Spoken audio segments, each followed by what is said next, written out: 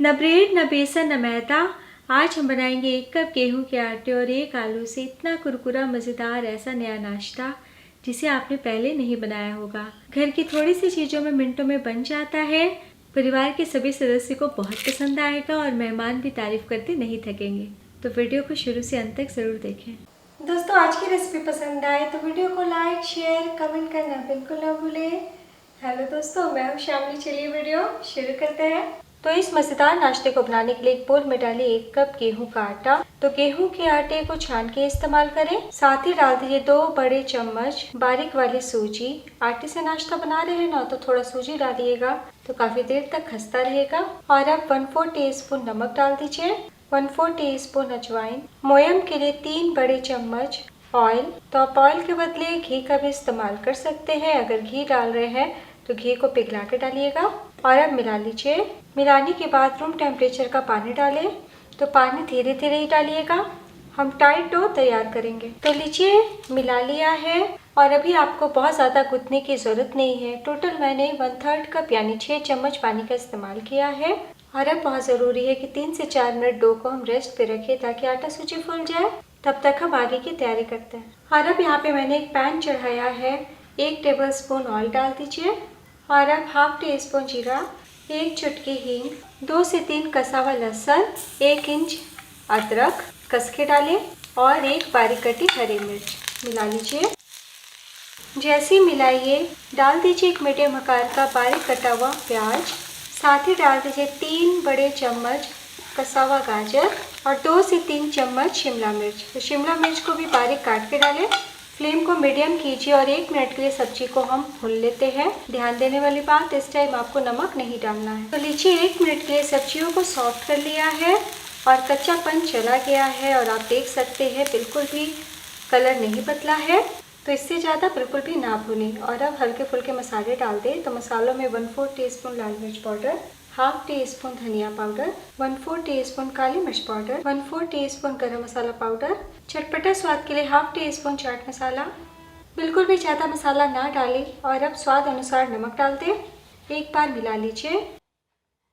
मिलाने के बाद एक मीडियम आकार का उबला हुआ आलू डाल दें। तो आलू का साइज आप थोड़ा बड़ा कर सकते हैं। तो आलू आप गरम या ठंडे कोई भी ले सकते हैं और गरम में भी मैश कर सकते हैं या फिर इस प्रकार कस लें। और अब फ्लेम को हम मीडियम करते हैं और 1 मिनट के लिए अच्छे से भून लेते हैं। और देखिए, जैसे ही थोड़ा सा आलू डाला है तो जो हमने सब्जियां डाली हैं वो भी सिमटा रहा है, यानी बिल्कुल भी नहीं बिखर रहा है। साथ ही में 1 बड़ा चम्मच धनिया पत्ती डाल दें। तो लीजिए, 1 मिनट के लिए भून लिया है और बहुत ही टेस्टी चटपटा हमारा कम तेल में बना आलू मसाला तैयार है। तो सब्जियों को आप भी थोड़ा कच्चा रखिएगा, फ्लेम बंद कर दें।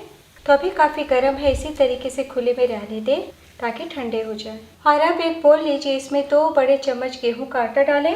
तो आप आटा के बदले वैसे मैदे का भी इस्तेमाल कर सकते हैं। और अब 1/2 टीस्पून चिली फ्लेक्स डाल दीजिए, 1/4 टीस्पून नमक और 1 छोटी चम्मच धनिया पत्ती। एक बार मिला लीजिए। और अब थोड़ा पानी डालिए। पहले गाढ़ा सा पेस्ट तैयार करें ताकि गाठी गुठली ना आए। और अब फिर से पानी डालें और थोड़ा पतला करें। तो लीजिए, आटे की स्लरी तैयार है। टोटल मैंने 1/3 कप पानी का इस्तेमाल किया है। बहुत ज़्यादा आपको गाढ़ा भी नहीं रखना और ना ही पतला। इधर 4 से 5 मिनट हो चुका है और देखिए बहुत ही अच्छे से आटा फूल गया है।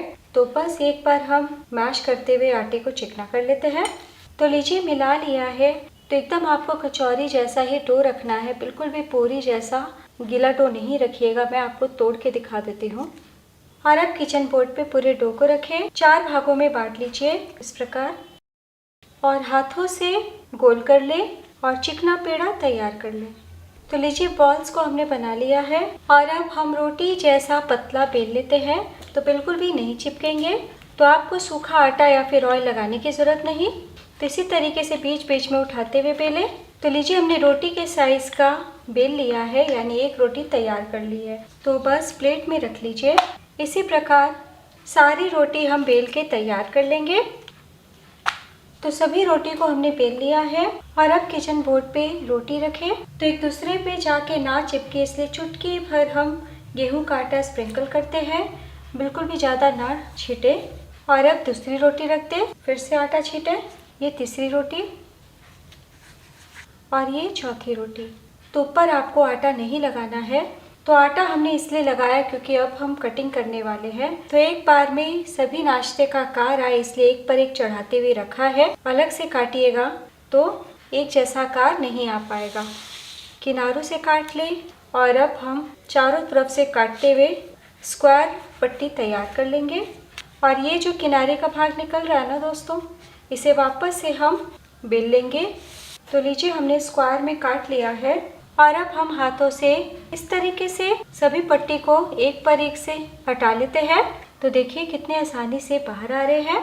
तो आप भी आटा ज़रूर छीटिएगा। तो वापस से किनारे के भाग को समेट के आप नाश्ता बना सकते हैं या फिर इस प्रकार मेरी तरह काट लीजिएगा। बहुत ही खस्ता मज़ेदार आपका नमक पारे तैयार हो जाएगा। और देखिए खुद ब खुद लेयर अलग हो जाएंगे और ऑयल में जाएंगे तब भी अलग हो जाएंगे। और अब वापस से ये स्क्वायर पट्टी रखें यानी कि शीट को रखें और अब एक बड़ा चम्मच हम स्टफिंग अच्छे से कोने कोने तक फैला देते हैं। तो बहुत ही आसान घर के चीज़ों में बनने वाला चटपटा नाश्ता है दोस्तों, ज़रूर ट्राई कीजिएगा। तो करीब 2 बड़े चम्मच मैंने स्टफिंग फैला दिया है और बहुत ही अच्छे से स्टिक हो गए हैं। और अब हम दूसरे शीट से इस प्रकार कवर कर देते हैं। तो देखिए एक बार में हमने काटा तो कितना आसान हो गया। हाथों से दाब लीजिए और अब चाकू को तिरछा ले जाते हुए हम ब्रेड पकौड़ा की तरह काट लेंगे। इस प्रकार है ना, बहुत ही आसान। तो सर्व करना आसान हो और देखने में और भी बढ़िया दिखे इसलिए दोबारा काट लें यानी कि ट्रायंगल शेप में काट लें।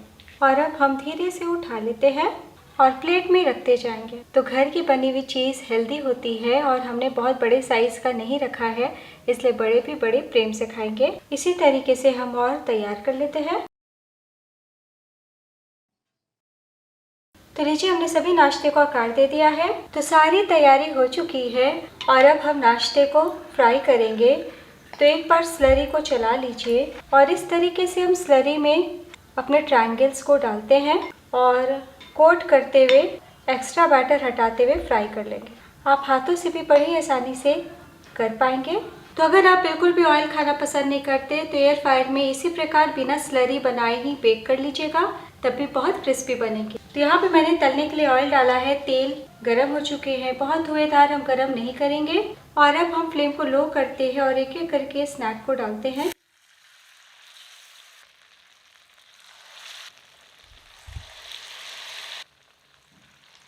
तो एक बार में जितना आटे उतना डालिए, बिल्कुल भी सटा के ना डालें। और अब फ्लेम को बढ़ा दीजिए यानी कि मीडियम कर दें और इसी तरीके से हम 1 से 1.5 मिनट तक फ्राई होने देंगे। तो लीजिए 1 से 1.5 मिनट हो चुका है और अब हम कांटे से पलटे कर लेते हैं। तो लीजिए उलटते पलटते करीब 4 मिनट के लिए फ्राई कर लिया है। तो हमने रोटियों को पतला बेला था इसलिए बिल्कुल भी वक्त नहीं लगता। बहुत ही अच्छे से करारा नाश्ता हो गया है। ध्यान देने वाली बात, आपको लो टू मीडियम फ्लेम पे ही फ्राई करना है। तो बस हम ऑयल से बाहर निकाल लेते हैं। और जितना नाश्ता हमने बनाया है ना दोस्तों, थोड़ा स्टफिंग बच गया है तो आप गूथे हुए आटे में स्टफ करके पराठे भी बना सकते हैं। देखिए कितना टेस्टी दिख रहा है ना। तो ब्रेड का नाश्ता, बेसन का नाश्ता छोड़िए, इस तरीके से गेहूं के आटे से इस मज़ेदार नाश्ते को बनाएं। समोसा कचौरी सभी का स्वाद फीका लगेगा। तो बस इसी तरीके से हम सभी नाश्ते बना लेंगे। लीजिए हमने सभी नाश्ते को बना लिया है। देखिए कितना बढ़िया दिख रहा है, देख के खाने का मन कर रहा है। तो चलिए सर्व करते हैं। तो लीजिए दोस्तों तैयार है बहुत ही आसान कुरकुरा मज़ेदार गेहूं के आटे और आलू का नया नाश्ता। आपने देखा बनाना कितना आसान है। तो वीडियो ज़रा भी पसंद आई हो तो प्लीज़ अपना कीमती लाइक ज़रूर दीजिएगा। और अगर आप ज़्यादा मात्रा में बनाना चाहते हैं तो मात्रा दुगना कर लीजिएगा। और अब मैं आपको दिखाती हूँ, स्वाद फीका लगेगा, तोड़ के दिखाती हूँ। ऊपर से क्रिस्प, अंदर से चटपटे और मज़ेदार।